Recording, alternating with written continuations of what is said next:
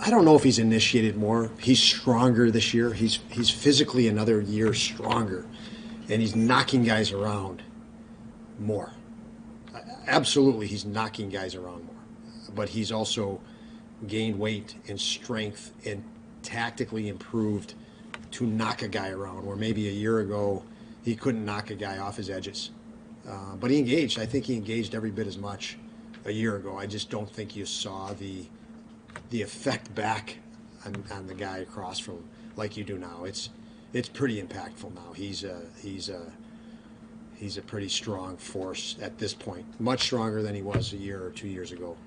Absolutely, and I think that's a big part of it. But I'm not discrediting what you say. It could be more. The numbers could show that way. But the impact I see is his increase in strength and technique and reads, where he is knocking guys off pucks that from a tactical and a physical strength standpoint, he didn't have. Those weren't there to the level they are now. Don, how have you felt about Jacob Reisman's game with, the much more added responsibility he's taken on with all the injuries? Yeah, and before I get to Bryce, I'll finish on the Dahlin thing. Sorry. No, which is okay. I just had another thought. With that, it does piss off the other guy in the other team way more than it did a year ago. So they're coming back at him, in almost a reactionary situation because he's a different player. Bryce, now I apologize. No, I apologize. Yeah, is the question again was? Just what have you thought about his game, having to play a much larger role with all the guys out? Bryce has really engaged in it. I think he continues to study the game, study his skill set within the context of maybe opportunity in the game that he has. He kills plays differently than Labushkin. And I think that's an example we can all see. Okay, one guy physically is different than the other guy, has different attributes. So Bryce kills plays with his quickness and his agility and his mobility, and he's learned how to do that to a greater level of efficiency, and we see that. And then his transition game, I think, is still evolving. His offensive game is still evolving and has a long way to go based on his potential, but it's pretty effective as it is right now. And so the minutes, he's had increased minutes, but as an athlete, he can handle it. He's in great shape, and he's pretty efficient from skating standpoint. It's effortless for him. Owen, I'm sorry, were you done? No. Owen. I'm done now. No, I might have another thought jump in my head, but obviously you're down a bunch of defensemen. Owen's very talented, but you played a teenage defenseman 20 games into his career, 28 minutes the other night. What beyond just having to just gives you the confidence that he can handle it? Well, I think we all watch the games, and it's pretty evident. I think to anybody that watches, and you guys watch a lot, that this is you can say he's a 19-year-old player or a 19-year-old kid. He is, but it's how good is he, and how effective is he, how intelligent is he, how skilled is he. When you look at those traits, it's not hard to see why he can play 28 minutes. You sort of throw the age to the side because the age is not a factor. It's can he do it? Does he have the skill to do it, the presence, the calm to do it, the awareness to do it? If you don't, you're going to be worn out after 5 minutes.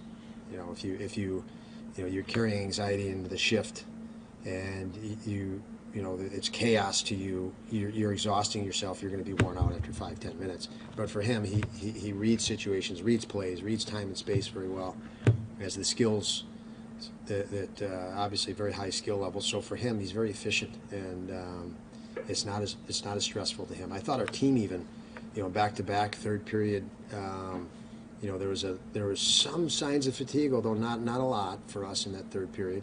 Thought we had a pretty good third period, but for Owen there was none, and I think that's because he's just his intelligence.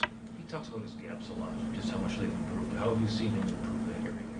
Well, Danny Girardi and Marty Wilford, have done a really good job with all our D, and Owen just picks up on it really fast. And that's a big part of any team. When you talk about defense, is gaps, is limiting time and space even at the initial point of transition when it's coming back towards your end. And Owen studies everything, very intently, and that he has worked on it, and it's impressive not only how far he's come, but all our guys, younger guys in the last month on it, and he's one that's, he adds that to his game more and more. It's an easier game for him.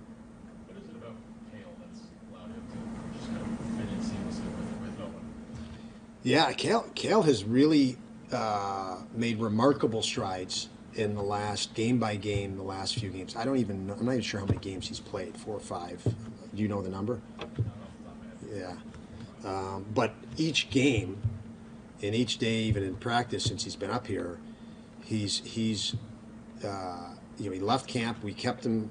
All the guys that we signed this summer that were new to the organization on the defensive end, we kept them longer so they could get more reps with us.